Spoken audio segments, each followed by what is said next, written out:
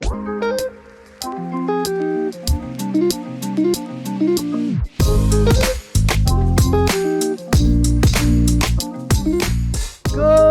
morning. It's December 3rd, 2025, and welcome back to PCC Weekday Morning, our third season for PCC Lancer Studios.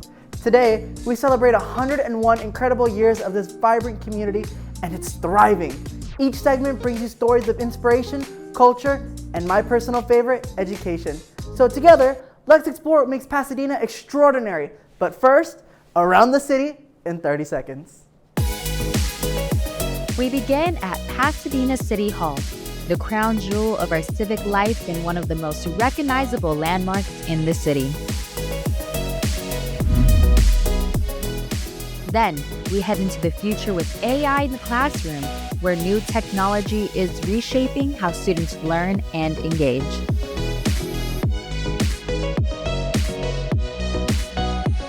Dominique Lopez reports as she meets with the owner of Lucky Boy to learn what's kept this Pasadena favorite thriving since 1961.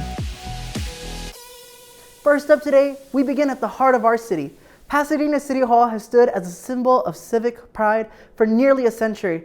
Let's take you there to explore its history, its architecture, and why it remains one of the most photographed landmarks in Southern California today.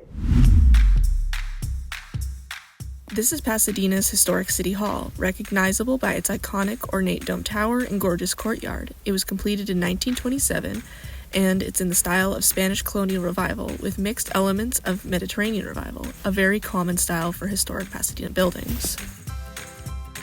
I'm here because I'm a photographer, and when my best friend was born, I started taking her kids' pictures.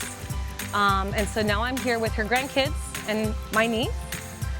They're over here. She has two daughters, and we just love the architecture of Pasadena City Hall. I used to come here with my family and take pictures when I was a kid for Christmas photos, and now I'm doing Christmas photos of my best friend's grandchildren. I just love the elegance that you get here. Also, you can take pictures pretty much any time of the day because the architecture provides the shading that you need. Pasadena City Hall has also long been a favorite shooting location for filmmakers. You might recognize it in The Big Bang Theory, Mission Impossible television series, or in Charlie Chaplin's Oscar-nominated film The Great Dictator.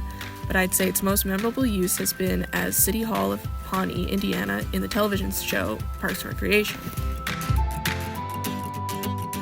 So it's actually my Thanksgiving trip, so I stay in Pasadena, and then I wanted to have a chill days in this city hall because the weather is so good, and then I really like the architecture here.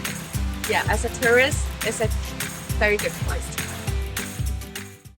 Wow, such a beautiful piece of Pasadena history. Every time I visit City Hall, I'm reminded just how special this city really is. We'll be right back after this short message. Pasadena has a really strong transfer record. Each year, hundreds of students transfer successfully to a CSU, UCs, even private institutions nationwide. Hi, my name is Felix Avila. I am a physics major here at Pasadena City College. I'm thinking of transferring to Cal Poly Pomona.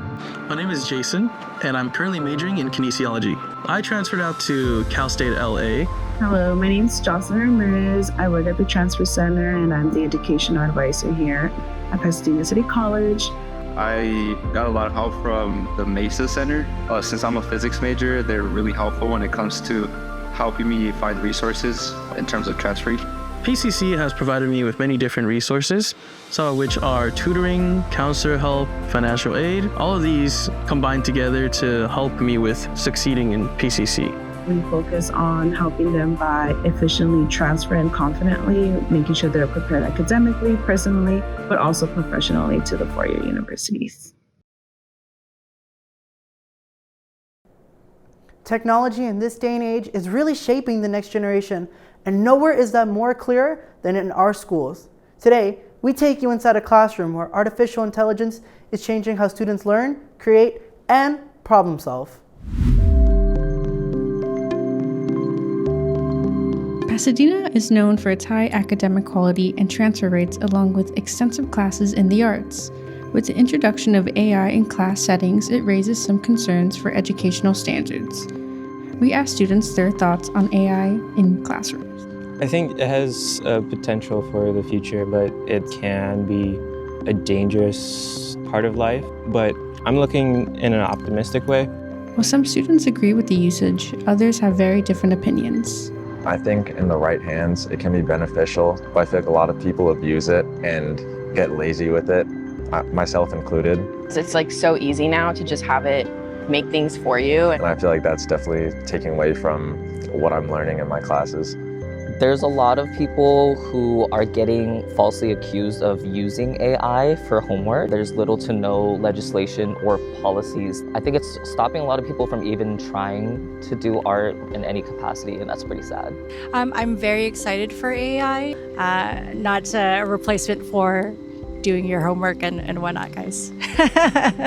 But also concerned for the level of regulation on it and making sure that the information that it's distributing is accurate and correct to the public. I think it is a great tool. I mean, I use it all day, every day as part of what I do, which is a lot of writing. It is a double-edged sword. I think a lot of people are going to be put out of work, especially in entry-level positions. That makes it hard on college students. With AI's technical advancements and rapid development, there isn't a clear line of its potential effects in academic settings. We continue to adapt to a society dependent on technology and will keep a close eye on AI. It really is incredible to see how fast things are evolving. I feel bad for our parents because honestly, I can't lie, with AI, school has been a bit of a breeze. All right, shifting over gears now. From high tech to hometown comfort, let's head over to Lucky Boy, one of my favorite spots. Good evening, I'm Dominique Lopez, and today we are at one of the most beloved restaurants in Pasadena, Lucky Boy. We're going to be talking to Christina Karajas, the owner of Lucky Boy, and get the inside scoop of how she runs her business. Let's go. I'd like to give credit to those before me, and the founders were my father, Anastasios Ioannis Karatsias, who changed his name to Ted Karras to be American, and my uncle Ioannis Vasilios Relos, and he made his name John Relos so that they would be completely accepted as immigrants into American society. You were able to reach out and give a lot of people some help. Can you give us some background? When we heard about the fires, we were out at the police stations and the fire stations just taking tons of food, and we just tried our best. We were just so horrified by the devastation that we wanted to help, and what we did was small compared to other people, but we were just constantly delivering boxes and boxes of food. So you cater to a large demographic here. You have a very diverse customer base. What keeps them coming back? Freshness, tasty, and fast, good service. And the same employees for 45 years. Wow, all that food talk is making me so hungry. If you guys are hungry, come down to Lucky Boy. You won't be disappointed. Back to you, Michael. If you're heading over to Lucky Boys this holiday season, you have to try their bacon breakfast burrito. Of course, paired with a cold ice cold Coke. You know what? Lucky Boy really does know how to keep tradition alive. Great work out there, Dominique. Well, as we wrap up tonight's show, I want to thank you all for joining us. Wishing you a beautiful holiday season and a warm, joyful start to the new year. Here's to an incredible 2026. I'm Michael Mendoza. Good night, and thank you for watching.